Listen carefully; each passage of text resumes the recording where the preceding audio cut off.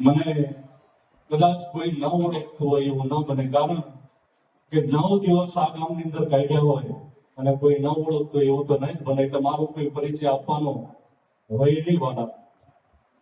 પણ જ્યારે જ્યારે અહીંયા આગળ આવું છું મોચડીની અંદર, ત્યારે ખરેખર એવું લાગે છે, માએ મને પૂછ્યું, કારણ કે મારે પેલો આશ્રમ વચમાં આવે એટલે ત્યાં જવું પડે. શું કામ જવું પડે? બાપ તો હું એમ કહું કે બાપુ તો ઘણા બધા પદાર્થ, પણ પેલી માં તો હોવી જોવે ને. માં પેલી હોવી જોવે. મારો કહેવાનો ભાવ તો શું છે, બાપુને પણ એવું ન લાગે કે ખરેખર અમને બાપુ હોવા જ જોવે, પણ પેલી માં હોય ત્યારે બાપુ હોય છે.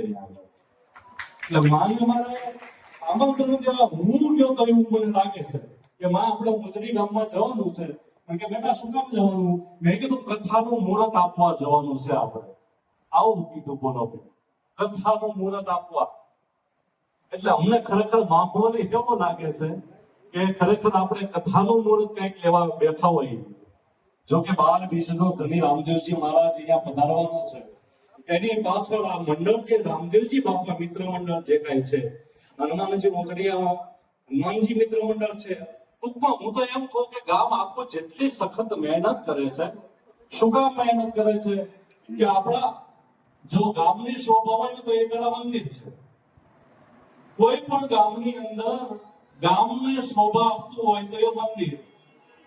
હવે એમાં અહીંયા આગળ જોઈએ તો મોચડીયા હનુમાનજી મહારાજના પટાંગણની અંદર ભોળિયોનાથ બિરાજે છે, અને ત્રીજો રામદેવજી મહારાજ જયારે અહીંયા આગળ પધારવાનો છે આપણા પટાંગણની અંદર, ત્યારે એટલું સુશોભિત બનશે. કારણ કે મોચડીયું તળાવ, તમે જો આવા તળાવના કાંઠે 3 ધુરંધર મંદિર બેઠા ઉભા હોય. હવે એ ગામની અંદર ઘણા લોકો એવું કે બાપુ અમારા ગામની અંદર કોઈ જાતની કઈ તકલીફ નથી, પણ ક્યાંથી તકલીફ હોય? આપણે એમને કથામાં વારંવાર દોરાયું છે બધાને કે ખરેખર તમે દર્શન કરવા જાઓ કે ન જાઓ એમ હું કઈ કહેતો નથી, પણ તમે આમથી આવતા હોય તો ઓલા દરવાજેથી અંદર આવવાનું, અહીંથી બહાર નીકળી જાઓ. આમથી આવતો તો અહીંથી બહાર નીકળી જાઓ. આ ત્રણેય દેવતાને એવું લાગવું જોઈએ કે આ મારા ગામના છે અને મારા છે, મને હાંચવા પડશે. એટલે ધ્યાન રાખે ને રાખે 100% રાખે. પણ આપણે અહીંયા આવીએ જ નહીં તો ખરેખર તો આપણે આવવું જોઈએ ને. આપણું ગામનું મંદિર છે, આપણે જ એને સુશોભિત ચોખ્ખું નહીં રાખીએ તો કોણ રાખશે? એની જેમ અહીંયા આપણે રામદેવજી બાપાનું ત્રીજું જયારે મંદિર બનવા જઈ રહ્યું છે, ત્યારે હું તો એટલું જ કહીશ, જો જીવતું જાગતું મંદિર હોય ને તો આપણા ગામના ભૂદેવો છે. દાદા, જીવતું જાગતું મંદિર જો હોય તો હું તો એવું કહું કે મંદિરો તો પછી, પણ આપણા ગામનો ભૂદેવ હોય કે કોઈ સાધુ સંત હોય એ દુઃખી ન થાય તો એના જેવું એક મંદિર છે નહીં હોય.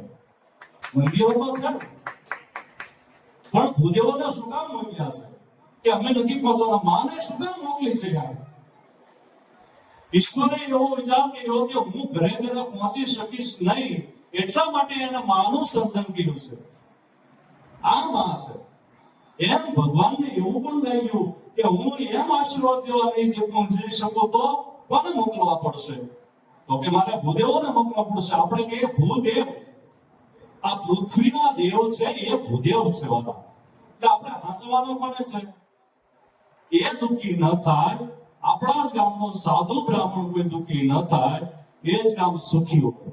અને એ જ ગામની અંદર આવા ધર્મ કાર્ય ધુરંધર એવા થતા હોય છે કે હું જોઉં છું દર સોમવાર બાપુ, દર સોમવાર અમે તો એક સોમવાર પણ અહીંયા દીપમાળા ન કરી શકતા હોય તો મોચડીની અંદર હું એમ કહું કે આ લોકો એવું કહે છે કે જ્યારથી શિવ મંદિર બન્યું છે ત્યારથી દર સોમવારે મેં ચૂકે કે માંડવો ચૂકે અમારી દીપમાળા ન ચૂકે. અને ખરેખર હું જોઉં છું, દર્શન કરું છું, એટલે આજે હું બોલું છું, નહીં તો ન બોલી શકાય.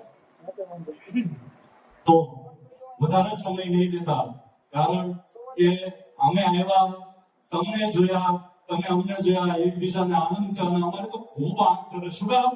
મોચડીમાં ઘણા એવું કે બાપુ મોચડીમાં જાઓ તો તમે એને તૈયાર કેમ થઈ જાઓ છો કોઈને કઈ કીધા વગર?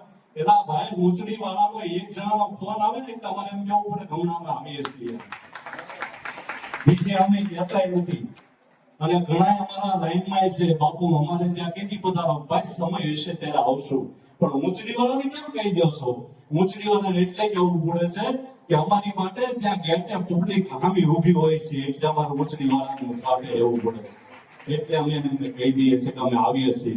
જો ગાંડાને વધારો એ મને બતાવે છે, મારું નામ પાડેલું છે કથામાં ગાંડો માણસ છે. અને હજી ખરેખર ઈ એવું કહે છે, બાપુ મને બધે ગાંડો કહીને બોલાવે, તમે નામ પાડીને કે પરમાણ છે.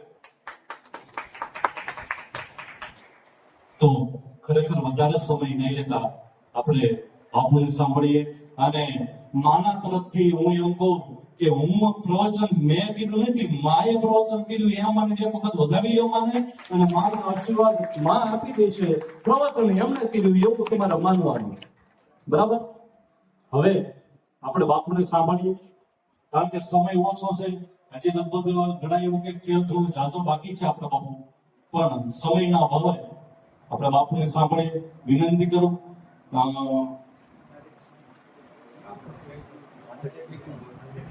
રાધે કૃષ્ણ બાપુને વિનંતી, એક વાર જોરદાર તારીથી વધાવો. જય શ્રી રામ.